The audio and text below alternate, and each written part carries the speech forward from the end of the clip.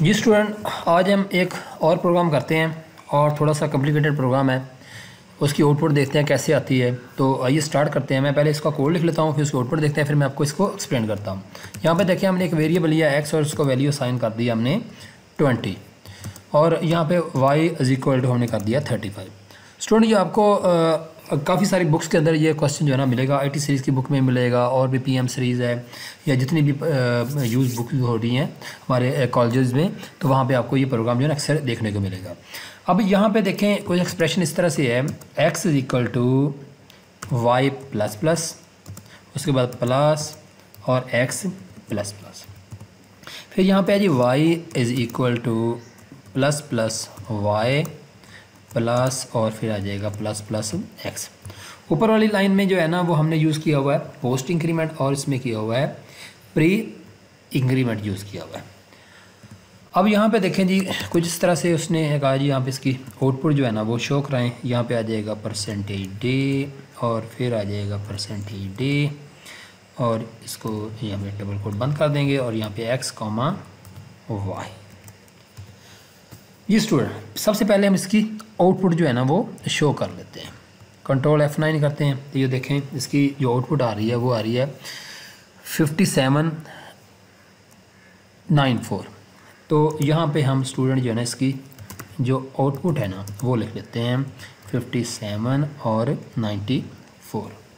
अब ये आउटपुट कैसे आ रही है देखें जी स्टूडेंट, मैं थोड़ा सा आपको यहाँ पे इसको एक्सप्लेन कर देता हूँ।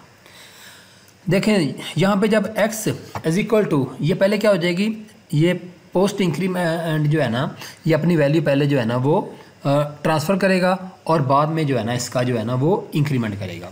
तो यहाँ पे x इज इक्वल टू यहाँ पे आ जाएगा जब y अपनी वैल्यू सेंड करेगा तो कितनी सेंड करेगा 35 और साथ में प्लस का साइन आ जाएगा और x अपनी वैल्यू कितनी सेंड करेगा यहाँ पे 20 आ जाएगा और दोनों वैल्यू को जब हम ऐड करेंगे तो ये वैल्यू कितनी आ जाएगी x इज इक्वल टू 55 आ जाएगी। ठीक हो गया। अब ये वैल्यू सेंड हो गई है, वैल्यू ऐड हो गई है और उसके बाद क्या होगा यहाँ पे y भी अपनी वैल्यू में इंक्रीमेंट कर देगा और x भी अपनी वैल्यू में इंक्रीमेंट कर देगा। y की वैल्यू जो है ना वो कितनी हो जाएगी 36 हो जाएगी और x की वैल्यू जो है ना वो कितनी हो जाएगी 56 हो जाएगी। यानी कि x इज इक्वल टू हो जाएगा 56 और y इज इक्वल टू हो जाएगा यहाँ पे 36।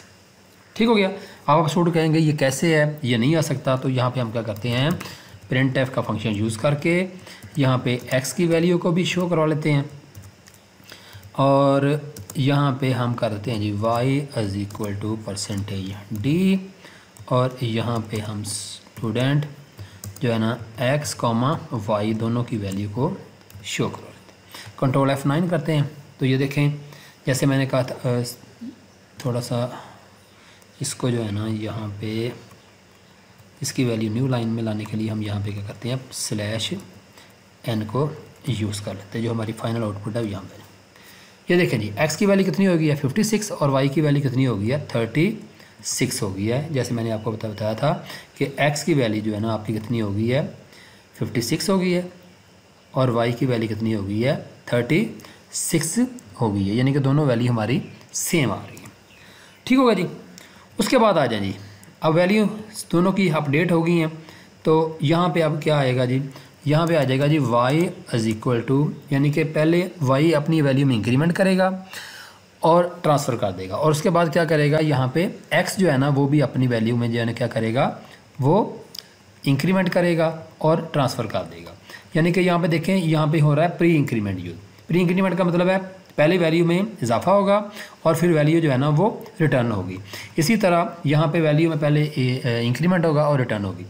जब दोनों वैल्यू में इंक्रीमेंट होगा यानी कि y की वैल्यू जो है ना 36 से कितनी हो जाएगी 37 और x की वैल्यू जो है ना वो कितनी 56 से कितनी हो जाएगी 57 हो जाएगी। तो मैं यहाँ पे देखें 37 लिखता हूँ और साथ में यहाँ पे मैं लेता हूँ 57 लिख देता हूँ और जब मैं दोनों को ऐड करूँगा तो y इज इक्वल टू ये आपका बन जाएगा 94।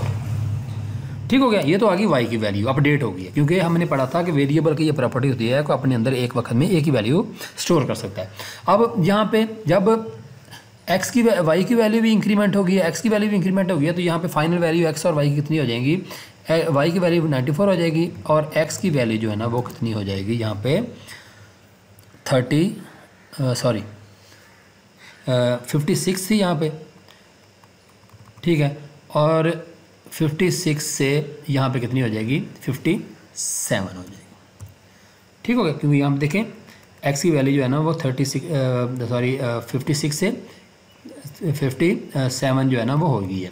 अब इन दोनों को अगर हमने शो कराना है यहाँ पे तो ये देखें प्रिंट एफ और यहाँ पे देखें जी आ जाएगी x is equal to percentage d और y is equal to percentage d inverted comma close, यहाँ पे x कॉमा y आ जाएगा और हम चाहते हैं कि ये वैल्यू जो है ना न्यू लाइन में आए, तो यहाँ पे हम जो है ना स्लैश n को यूज़ कर लेते हैं, ये ले जी, ठीक होगा जी।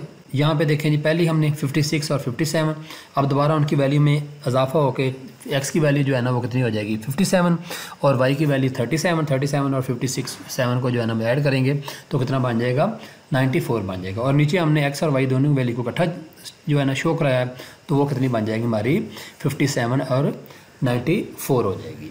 तो इस तरह जो है ना ये वैल्यू जो है ना आपकी वो आपकी जो है ना काम कर रही होती हैं या चेंज हो रही होती हैं और आपकी जो है ना आउटपुट शो हो रही होती है।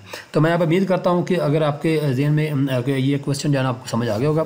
अगर फिर भी आपके कोई ज़हन में क्वेश्चन आ रहा है तो आप कमेंट्स के जो है ना वो लाजमी जो है ना वो पूछ सकते हैं, तो मैं वहाँ भी आपका आंसर दे सकता हूँ। तो आज की वीडियो को एंड करते हैं। Okay bye.